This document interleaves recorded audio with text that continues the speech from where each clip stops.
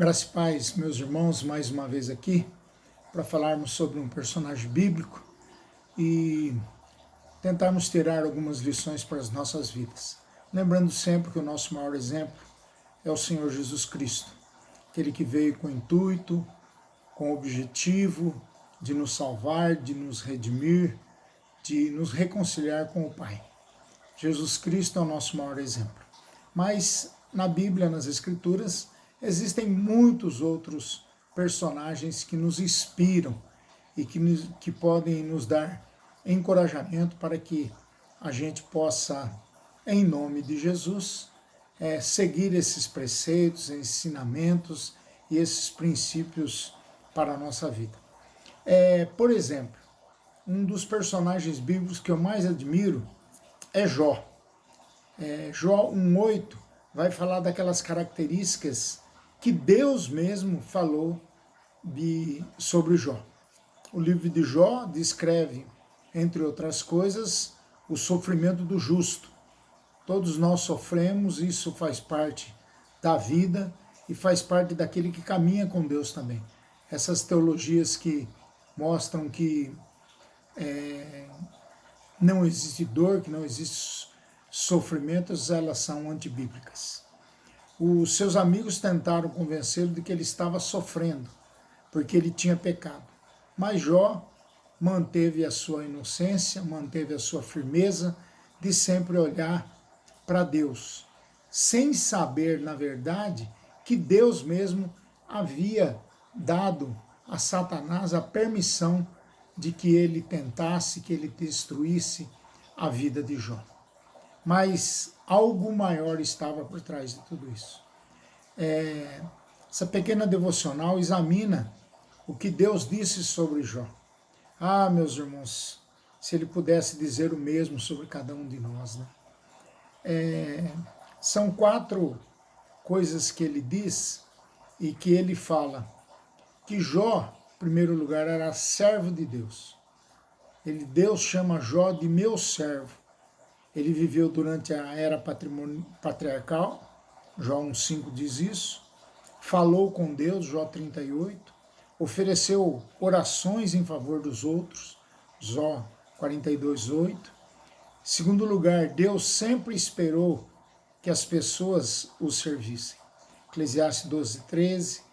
As leis diferentes em momentos diferentes, mas a perspectiva de obediência era constante e é constante até hoje. E terceiro lugar, por que Jó era um servo de Deus? Porque nós não podemos simplesmente reivindicar servir a Deus. Devemos fazer a sua vontade. Lucas 6,46. Depender de Deus. Se nós tivermos uma experiência de salvação, de justificação, de remissão dos nossos pecados, é porque nós somos filhos de Deus, novas criaturas. As coisas velhas já passaram e eis que tudo se fez novo. Segundo lugar, além de ser um servo de Deus, Jó diz Deus que ninguém era semelhante a ele. Jó era único, como todos nós somos únicos.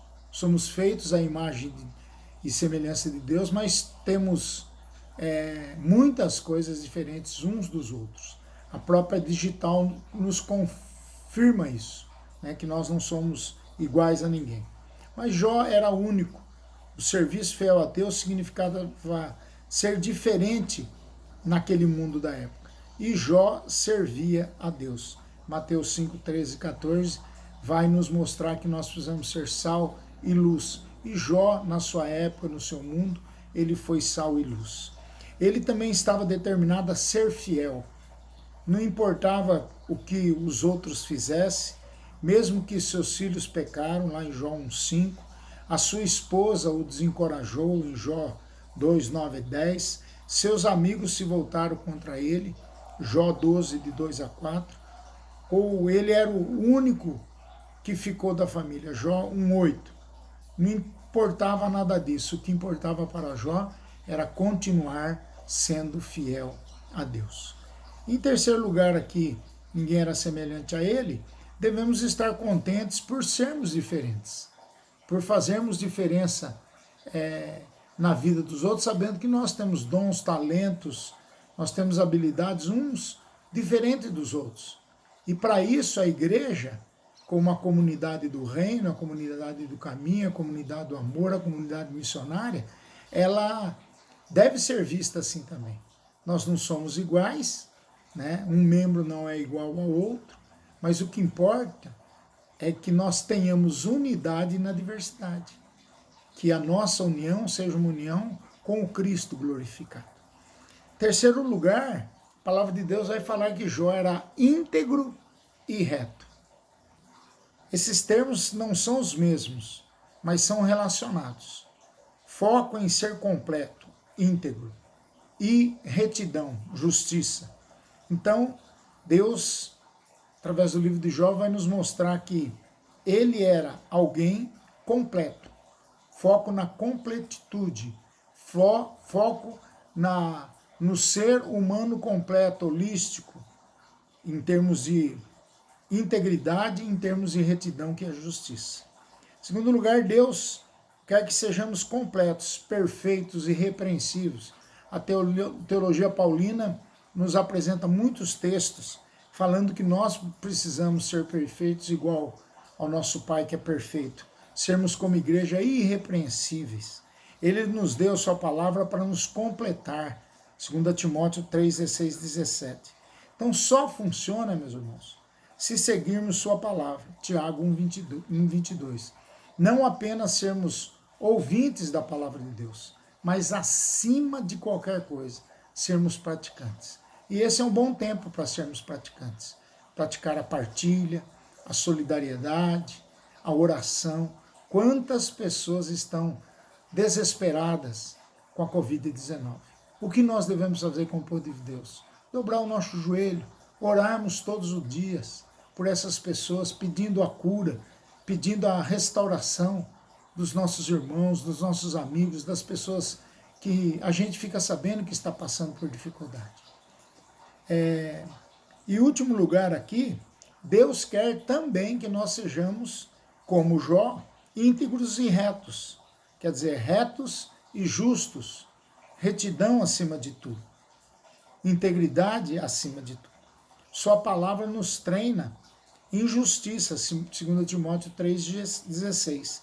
Mas devemos praticar a justiça. Se nós não praticarmos a justiça, o que mostraremos com o nosso comportamento que somos diante da sociedade, do mundo, dos valores do mundo? A prática da justiça é testemunhal.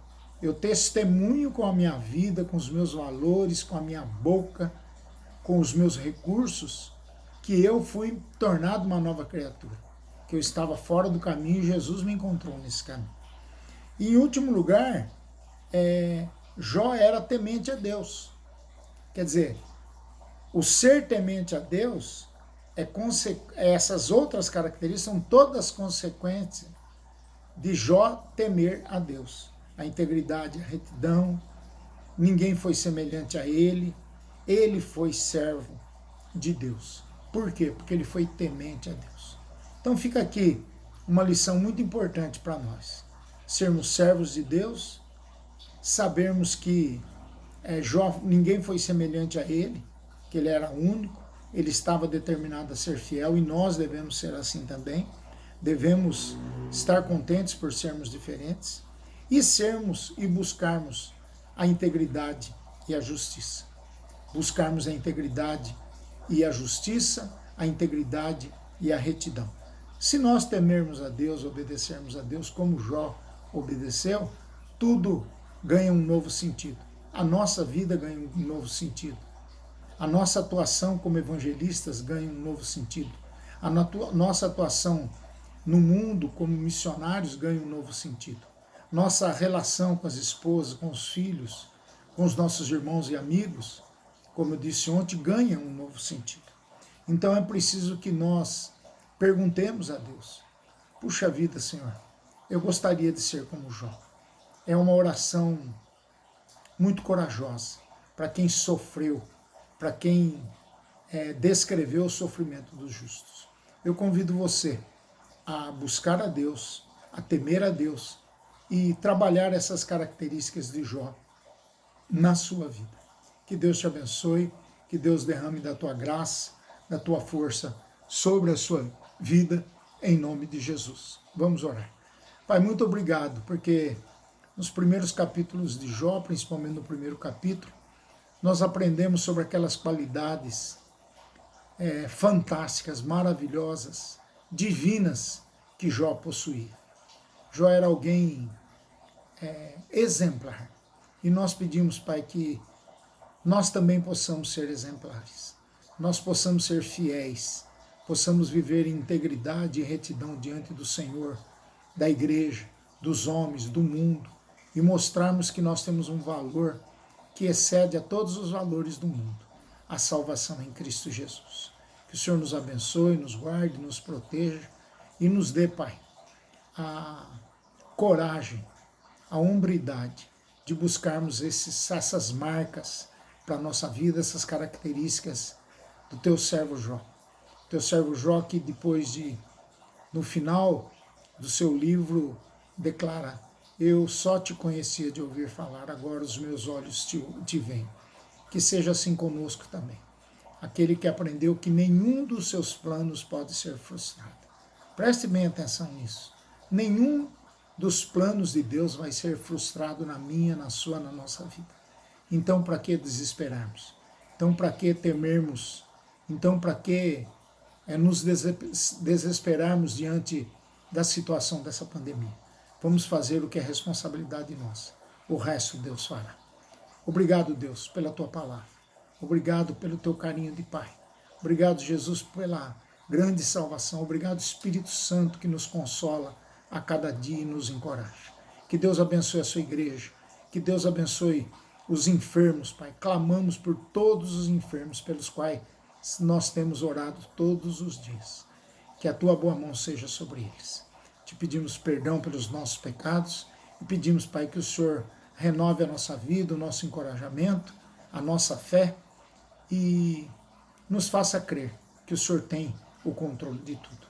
Nós oramos agradecidos em nome de Jesus. Amém. Que Deus te abençoe, que Deus te guarde, em nome de Jesus. Uma boa semana para você.